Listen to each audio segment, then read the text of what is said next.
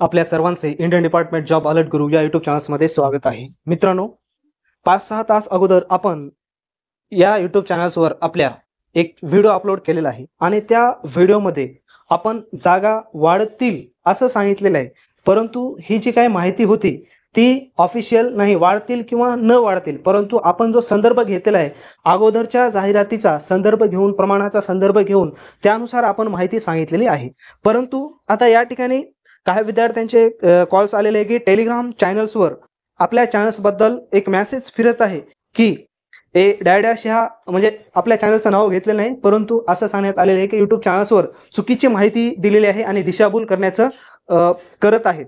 तर त्यावर तुम्ही विश्वास ठेवू नका. जागा कोणत्याही प्रमाणामध्ये वाढणार नाही. तर आपण कोणत्याही प्रकारची दिशाभूल विद्यार्थ्यांची केलेली नाही. का केलेलं आहे ते तुम्हाला मी या ठिकाणी या व्हिडिओमध्ये प्रूव्ह करून दाखवणार आहे. पहा, ही जी आपली ॲड आहे ती आहे मुंबई उच्च न्यायालयाची 2023 मध्ये आलेली जाहिरात आहे आणि ह्या जाहिरातीमध्ये आपल्याला कळेल की काय सांगण्यात आलेले आहे. मी या व्हिडिओमध्ये तुम्हाला उल्लेख केलेला होता की हे सर्व जागा वाढण्याचे आणि कमी होण्याचे करण्याचे अधिकार पूर्ण कुणाकडे आहेत? न्यायालयाकडे आहे. त्यानुसारच आपण माहिती त्या व्हिडिओमध्ये दिलेली आहे आणि आपण जेवढी काही माहिती आहे मित्रांनो त्या यूट्यूब चॅनल्सवर व्यवस्थित आणि विश्वसनीय माहिती आपण अपलोड करत असतो. सहजा आपण इतरापणे कोणत्याही प्रकारची माहिती जी तुमच्या कामाची नाही ती आपण अपलोड करत नाही.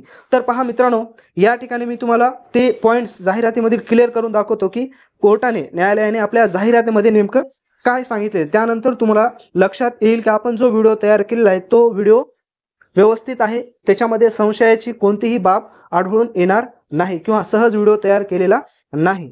तर पाहूत या ठिकाणी जागेबद्दल काय सांगण्यात आलेलं आहे ॲडमध्ये ती माहिती आपण पाहू. पहा मित्रांनो, जाहिरातीमधील हा महत्त्वाचा पॉईंट्स नोट्स करा. ज्या ज्या विद्यार्थ्यांनी तो मेसेज वाचलेला आहे त्यांनी सुद्धा हा जो मुद्दा आहे तुम्ही नोट करा. पहा काय सांगितलेलं आहे जाहिरातीमधील मुद्दा. सदरून जाहिरातीमध्ये दर्शवलेल्या पदसंख्येत बदल होण्याची शक्यता आहे. मला सांगा, जो व्हिडिओ आपण तयार केलेला आहे त्याच्यामध्ये काय सांगितलेलं आहे आपण की होण्याची शक्यता आहे, कमी होऊ शकतात, वाढू शकतात. फक्त आपण काय केलं, वाढवण्याचा मागच्या जाहिरातीचा संदर्भ घेतलेला आहे. असं इथं आहे का वाढण्याची किंवा कमी होण्याची किंवा बदल होण्याची शक्यताच नाही? आपल्याला नाकारता येते का? नाकारता येत नाही. पदसंख्येमध्ये बदल होऊ शकतो कारण आपण ते प्रमाण काढलेलं आहे. या अगोदरच्या सर्व जाहिरातीचा तुम्ही जर विचार केला तर त्या जाहिरातीमध्ये, आतापर्यंतच्या जाहिरातीमध्ये एवढी संख्या बोलवलेली नाही. तर त्या प्रमाणानुसारच आपण जागा वाढतील असा एक पॉझिटिव्ह संदेश दिलेला आहे आणि तो संदेश दिला म्हणजे तुमचं काय आपण नुकसान केलेलं नाही, काय तुमचे मार्क कमी होत नाहीत. बरोबर आहे.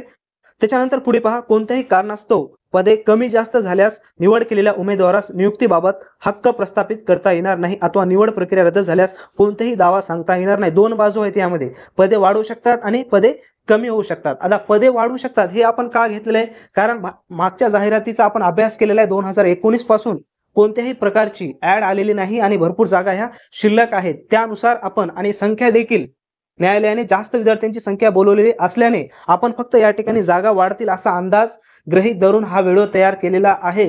कारण की विद्यार्थी ही पॉझिटिव्ह राहावं. आजच्या काळामध्ये विद्यार्थ्यामध्ये पॉझिटिव्ह असणं अत्यंत महत्त्वाचं आहे. कारण आजची स्पर्धेची कंडिशन आपण पाहतो आणि तेच कार्य आपण विद्यार्थ्यांना पॉझिटिव्ह करण्याचं केलेलं नाही. असंच कोणतीही उठून आपण डायरेक्ट गोळी मारलेली नाही. सर्व आकडे तुमच्या समोर आहेत. त्याच्यामुळं जरी हा मेसेज व्हायरल होत असाल तरी तुम्ही त्या ठिकाणी निग्लेक्ट करा. जर जागा वाढतील तर चांगलीच गोष्ट आहे. नाही वाढलं तरी काय त्याच्यामध्ये नुकसान होणार आहे का? नाही.